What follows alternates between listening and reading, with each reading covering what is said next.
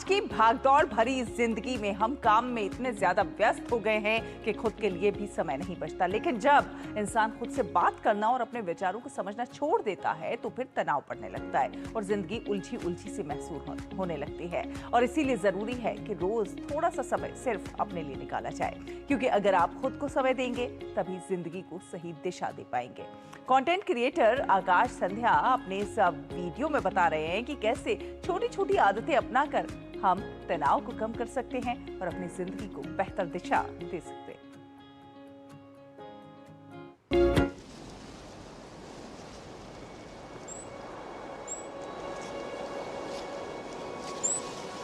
वक्त रेत की तरह उंगलियों से फिसल जाता है।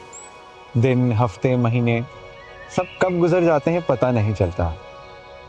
और हम खुद को जिम्मेदारियों, डेडलाइंस, टारगेट्स के जाल में हमेशा उलझाए रखते हैं। अब इस पूरी भागदौड़ में एक बहुत जरूरी चीज हम अक्सर भूल जाते हैं, खुद को समय देना। हमारे समाज में ना एक व्यस्त रहने का क्रेज सा है, तो रुककर अपने आप को देखने का कंसेप्ट बड़ा अजीब माना जाता है। ऐसा लगता है जैसे ये समय की बर्बादी है, टाइम वेस्ट है। अगर कोई इंसान थोड़ी देर शांति से अकेले बैठकर सूरज को देखना चाहता है तो इसे इस तरह माना जाता है कि उसके पास करने को कुछ नहीं है।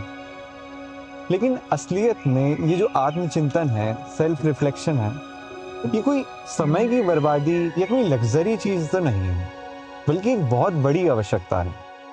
पहले जमाने में इंसान को भोजन और सुरक्षा के लिए संघर्ष करना पड़ता था। अब जब मूलभूत जरूरतें पूरी हो चुकी हैं तो ये जो वक्त है ये चेतना के विकास का वक्त है, यानी एवोल्यूशन ऑफ कॉन्शियसनेस का पीरियड है। तो ये आत्मचिंतन, सेल्फ रिफ्लेक्शन, मेंटल और इमोशनल हेल्थ के लिए आज के दौर की सबसे बड़ी जरूरत है। एक ग्रीक फिलोसोफर है सोक्रेटिस, उन्होंने कहा था the unexamined life is not worth living. लेकिन आज हम अपनी जिंदगी में इतने व्यस्त हैं कि उसे समझना ही भूल गए हैं, इसे जीना ही भूल गए हैं। इस तेज तर्रार जिंदगी का बिजी रहना कहीं ना कहीं एक तरह का एस्केपिज्म बन गया है, असलियत से दूर भागने का एक जरिया। हम खुद को इतना व्यस्त रखते हैं कि उस सच से बच सकें जो हमें असहज करता है, और खुद से कहते हैं जैसा चल रहा है वैसा चलने देते हैं, एक दिन आएगा सब ठीक हो जाएगा। आज के दौर में हर कोई खुद को स्पेशल साबित करना चाहता है और इसलिए लोग जमाने भर का प्रेशर मन में बिठा लेते हैं।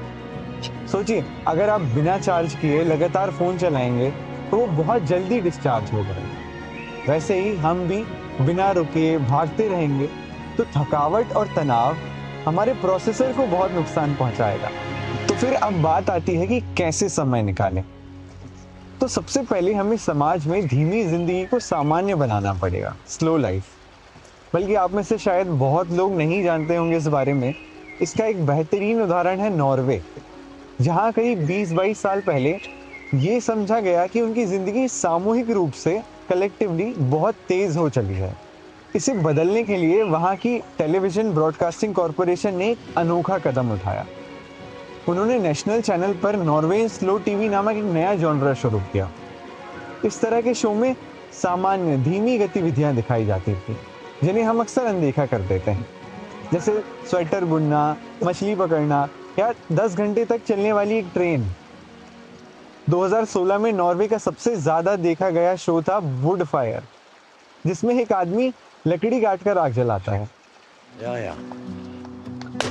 Since the train in 2009, they've experimented with other slow ideas. Oj, ja, det var lite tuffare. And folks at all levels have taken notice. I understand that in Norway, for example, one of the big hits on TV is National Firewood Night. This is true. Video of logs burning for hours. 12 hours in all. अब सोचिए ये कितना साधारण है, लेकिन यही साधारणता हमारी तेज होती जिंदगी से गायब हो गई है। आज हर पल हमारे दिमाग को उत्तेजित करने की कोशिश की जाती है, स्टिमुलेट करने की। हर तरफ खूब तेज, ड्रामेटिक और सेंसेशनल इंफॉर्मेशन रहती है। और इसका असर हमारे समाज पर गहराई से पड़ रहा है। हमारा अटेंशन स्पैन एक डॉल्फिन से भी कम हो गया है। हर जगह इंफॉर्मेशन का ओवरलोड रहता है, पर ठहराव कहीं पर भी नहीं। और हकीकत में जिंदगी आमतौर पर धीमी और बोरिंग ही होती है, और इस धीमी बहाव में एक्साइटमेंट और एडवेंचर के छोटे छोटे पल आते हैं। अगर हर पल एक्साइटिंग होने लगा तो फिर एक्साइटमेंट की अहमियत खत्म हो जाएगी। तो आसपास और समाज में धीमी जिंदगी को सामान्य करने के बाद कुछ और व्यक्तिगत बातें भी हैं जिस पर हमें ध्यान देना चाहिए। जैसे हर दिन कुछ मिनट एकांत में रहें, बिना फोन के प्रकृति से जुड़ें, खुले में पैदल चलें, आसमान को देखें, अपनी लाइफ की प्रायोरिटीज सेट करें। जैसे अगर आप करियर पर ध्यान देना चाहते हैं तो ये फ़ोन वगैरह एक निश्चित टाइम बना लें कि यार इस टाइम पर आधे घंटे या 1 घंटे के लिए अवेलेबल होऊंगा, तो उसी टाइम सारे ईमेल, मैसेजेस, बाकी चीज़ों का रिप्लाई दूंगा। खुद को रिचार्ज करना सीखें, गाने सुने, कुछ लिखें, या फिर अगर पढ़ने का समय मिले तो थोड़ा सा रोज़ एकांत में बैठकर पढ़ें। आप में से बहुत लोगों का ये मानना होगा कि ज़िंदगी एक किस्म की दौड़ है। हाँ, ये सच है, लेकिन ये दौड़ किसी और के खिलाफ नहीं है। इसमें कोई पहला या दूसरा नहीं आता। ये दौड़ खुद के खिलाफ है। तो अपनी रफ्तार से चलिए, अपने आप को समय दीजिए, अपने परिवार और रिश्तों के साथ धीमी जिंदगी को अपनाइए। जैसा कि महात्मा गांधी ने कहा था, there is more to life than increasing its speed. धीमे चलने में ना एक खूबसूरती है, बल्कि यही असली जिंदगी है।